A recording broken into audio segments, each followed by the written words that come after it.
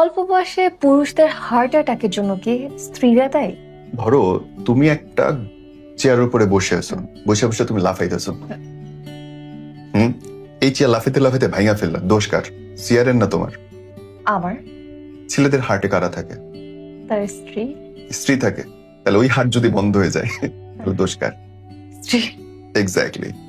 তুমি এমন একটা বউ যাকে তোমার জামাই দুনিয়ার সবকিছুর সাথে ফাইট করে ভালো রাখার চেষ্টা করতেছে, বসের গালি খাওয়া, রিক্সাওয়ালার পায়ের উপরে উঠাই দেওয়া, বেতন না পাওয়া, মাথার উপর রোদ, জুতার তলায় কাঁটা, সবকিছু করে বউয়ের কাছে আসতেছে একটু শান্তির জন্য।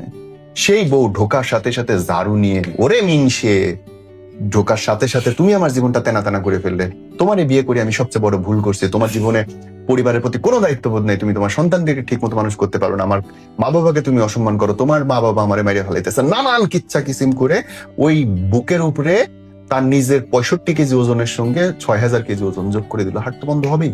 স্বামীটা যে মরে হার্ট স্ট্রোক করে, শতভাগ দায়িত্ব তার বউয়ের। যেখানটা বউটা তাকে রিলিফ দেওয়ার কথা, সেখানটায় সে আরো বেশি গলাটা চাইপে ধরে। তুই মরিস না কেন? হয়তো সে না বুঝেই করতেছে। তার ধারণা যে তার হাজবেন্ড ছাড়াও তাকে অনেকে ভালো রাখবে।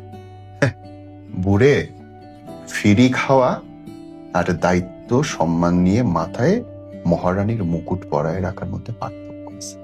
ফিরি খাওয়া দেবর আর সম্মান দিয়ে রাখা তোমার জামাই এক করো না। বাস্তবতা বড় কঠিন জিনিস। দোয়া করি আল্লাহ তোমার জামাইকে সুস্থ রাখো। জামাই না থাকলে